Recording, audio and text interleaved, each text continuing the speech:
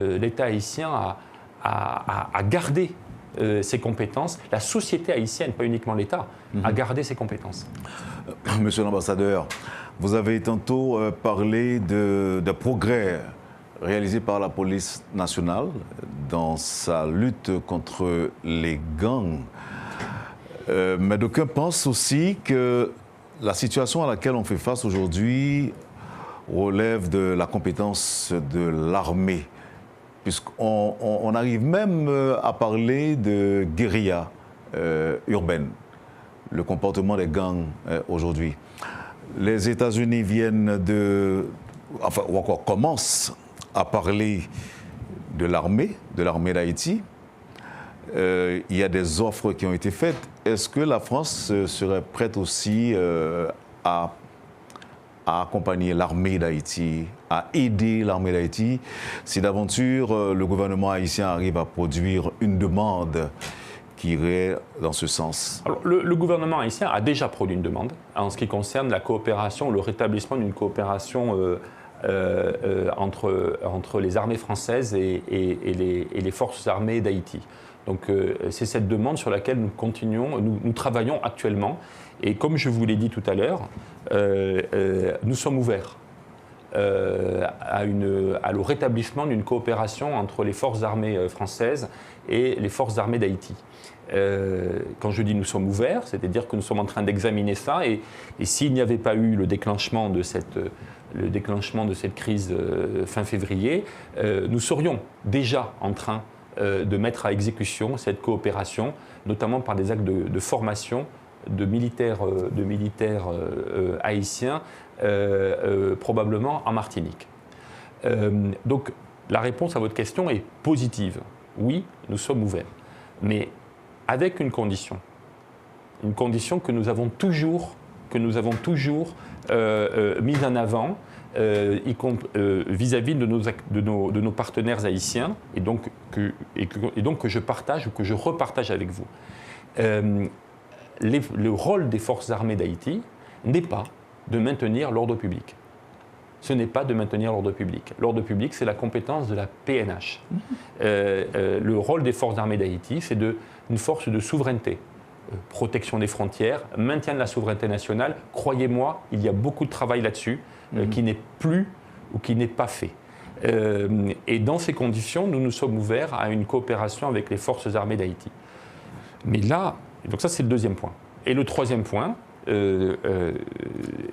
pour abonder dans votre sens, vous avez indiqué que effectivement les actions des gangs aujourd'hui étaient des actions qui avaient évolué dans le temps et qui étaient aujourd'hui des actions même de nature quasi militaire et qui donc appelaient donc de la part de la PNH une réponse du même ordre.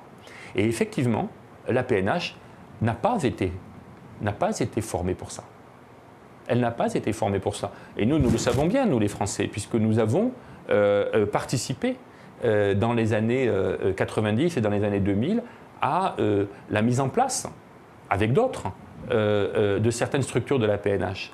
La PNH, elle est comme toutes les polices du monde, elle fait du maintien de l'ordre, mais elle fait aussi de la police judiciaire, elle fait des enquêtes, elle fait la circulation. Mais dans votre pays, voilà. Quand la police est débordée, on fait appel à l'armée.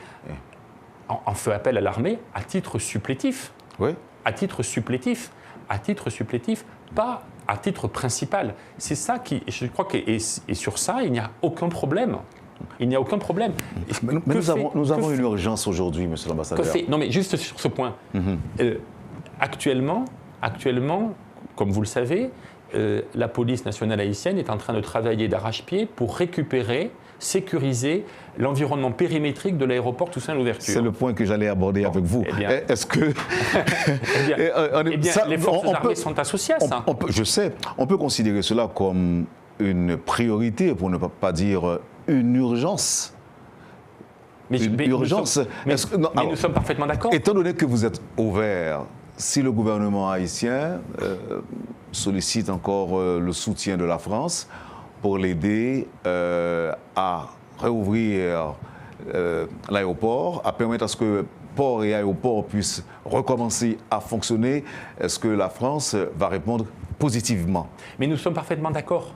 Nous sommes parfaitement d'accord. Il n'y a pas d'obstacle.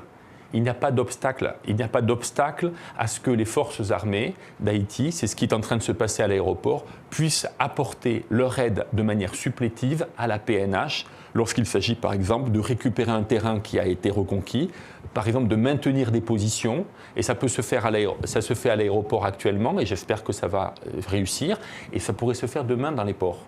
C'est quelque chose qui est parfaitement envisageable. C'est parfaitement compatible avec ce que je viens de vous indiquer. Ce que nous ne voulons pas, en revanche, ce que nous ne souhaitons pas, c'est de faire en sorte que et c'est ce que j'entends, parce que soyons lucides aussi, c'est ce que j'entends chez certains responsables politiques haïtiens qui nous disent la PNH a échoué, c'est aux forces armées d'Haïti de venir faire le job. Là, nous ne sommes pas d'accord. D'abord, nous ne sommes pas d'accord, pour des raisons politiques que je viens d'expliquer et je ne vais pas y revenir, mais nous ne sommes même pas d'accord sur le plan pratique, parce que les forces armées sont en fait dans une situation de faiblesse encore plus indigente que la PNH, en termes de capacité, en termes d'équipement. Donc on parle de quoi ? On parle de rien là. Est-ce que nous devons comprendre, monsieur l'ambassadeur, si la situation a dégénéré à ce rythme-là, il y a un sérieux problème d'interlocuteurs qui se pose en Haïti vis-à-vis de la France qui est prête à nous aider avec l'armée. Est-ce que c'est parce que Haïti n'a pas frappé à la bonne porte ? Non, je crois qu'il n'y a pas. Non, je ne pense pas qu'il y ait un sérieux problème d'interlocuteurs. Je ne pense pas que le problème soit lié à la qualité des interlocuteurs. Honnêtement, je ne pense pas. Et au contraire, lorsque nous avons eu dans le passé des demandes très ciblées, des demandes ciblées, des demandes qui correspondaient à la priorité qui est la nôtre, des demandes qui correspondaient à nos priorités en Haïti et qui consistent à renforcer la puissance publique de manière à ce que celle-ci puisse développer des politiques publiques, y compris en matière de sécurité, nous avons toujours répondu présent. Mais en revanche, ce qui est exact, c'est que ces demandes ne correspondent pas nécessairement à cet objectif. Et ce que nous, quand nous pouvons avoir des difficultés pour répondre à ce type de demande, quand nous avons la sensation que ces demandes sont en fait politisées et qu'elles correspondent à des objectifs politiques au profit de telle ou telle faction ou de tel ou tel groupe au cœur du pouvoir. Là, effectivement, nous avons des difficultés. Mais dans la période récente, nous, et je parle en particulier de la coopération que nous avons eue avec la PNH et que nous avons relancée avec la PNH depuis 2 ans, cette coopération se fait dans un environnement qui est dépolitisé. La dernière fois, c'était des motos, je crois, que vous avez remis à la police nationale. Nous avons remis des motos, nous avons remis des autos, nous avons remis des génératrices, nous avons remis des drones, nous avons remis des appareils de protection, nous avons remis énormément de choses. Vous avez remis des drones ? Oui. Combien ? Alors, écoutez, ça, je ne peux pas vous dire quelle est la quantité, mais quelques-uns. Je n'ai pas cette information. Voilà. Mais nous avons remis énormément d'équipements, y compris des équipements de protection, y compris des appareils de... Il y a longtemps ? L'année dernière.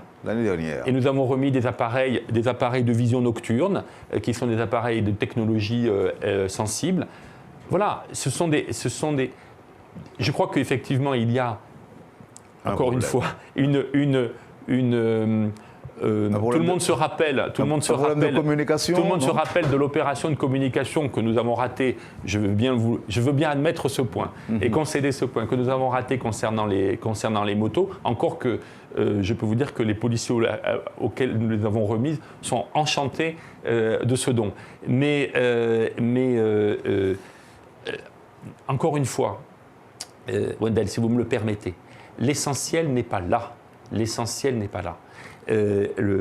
Ce que nous donnons, c'est autant de ressources que la police nationale haïtienne peut consacrer pour l'achat d'autres équipements que nous ne pouvons pas donner dans le cadre de cette coopération. Donc il n'y a pas d'obstacle à ce que les motos, les autos, les génératrices que nous donnons, que les budgets qui étaient proposés et qui étaient prévus pour ces équipements soient réaffectés pour d'autres équipements. Mais jusque-là, rien pour l'armée. Non, mais je crois qu'il faut vraiment sortir de la logique où les problèmes haïtiens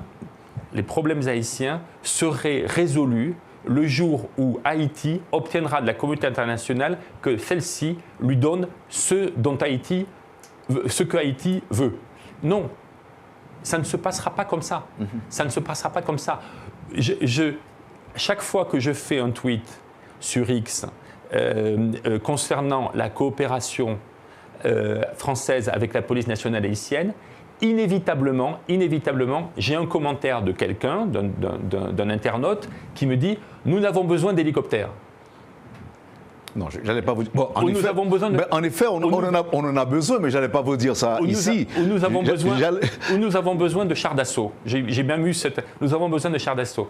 Et moi, je réponds pas, parce que je ne veux pas rentrer dans une polémique avec Monsieur l'ambassadeur. Mais moi, je vous dis, aujourd'hui, s'il y avait des hélicoptères à la disposition de la PNH, moi je dis à mes interlocuteurs, très bien, où sont les compétences pour piloter, assurer la maintenance, assurer l'entretien de ces hélicoptères? Une bonne question. Il n'y en a pas. Ça, c'est une bonne question, monsieur l'ambassadeur. Maintenant, vous avez entendu la nouvelle, vous avez entendu que le Bénin prépare le terrain pour déployer environ 2000 soldats, alors que le Kenya parlait de policiers, 1000 policiers. Aujourd'hui, qu'est-ce qui peut bloquer ce déploiement, ou encore le déploiement de la mission dans sa globalité avec les soldats du Bénin, selon vous, monsieur l'ambassadeur? Là, je vais vous répondre très simplement. Ce qui bloque aujourd'hui le déploiement, c'est l'aéroport. L'aéroport est fermé. L'aéroport ne fonctionne pas. Donc la première condition que nous devons remplir pour faire en sorte accélérer le déploiement de cette mission, c'est réouvrir l'aéroport. Sur qui pouvons-nous compter pour réouvrir l'aéroport? Le plus rapidement possible. Eh bien, sur les forces de sécurité haïtiennes, avec le conseil de la communauté internationale. Et c'est ce que nous faisons. Moi, j'ai un expert à l'ambassade policier qui est tous les jours, là actuellement il y est, je pense qu'il y est, il est à l'aéroport et il apporte son éclairage, il apporte ses conseils si les autorités de la PNH le souhaitent. Il y a eu beaucoup de progrès qui a été fait et j'espère que dans quelques jours ou quelques semaines, mais je n'ai pas de date à vous donner, nous pourrons réouvrir, nous pourrons faire en sorte que les avions puissent se poser et décoller de l'aéroport tout en ouverture.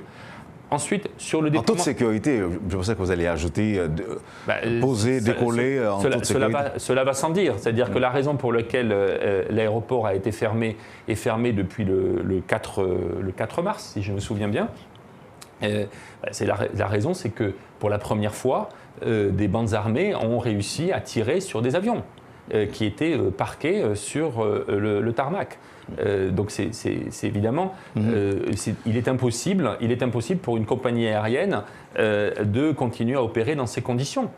De la même manière que les bandes armées tirent sur les bateaux qui veulent accoster aux différents ports de Port-au-Prince. Et donc effectivement, nous ne trouvons plus aujourd'hui de bateaux ou d'assurances qui puissent couvrir les risques afférents. On parlait de 600 millions de dollars pour le déploiement de cette force. À hauteur de combien la France a déjà contribué? Alors moi, je ne confirme pas le chiffre de 600 millions de dollars. Je ne sais pas. Je ne sais pas. Là, pour l'instant, la France, je vous confirme donc que la France a versé au mois de décembre, a été le premier pays à verser une contribution de 3 millions d'euros au fonds fiduciaire des Nations Unies qui a été créé à cet effet et consacrera 1 million de dollars à l'Organisation internationale de la francophonie pour faire des formations linguistiques au personnel de la force qui n'est pas francophone. Voilà, pour l'instant, c'est ça notre contribution. C'est sans préjudice d'autres contributions qui pourraient venir le moment venu, lorsque nous aurons plus de certitude sur les modalités, le format et le calendrier de déploiement de la force. Merci beaucoup, monsieur l'ambassadeur. Merci à vous. Vous avez un dernier mot?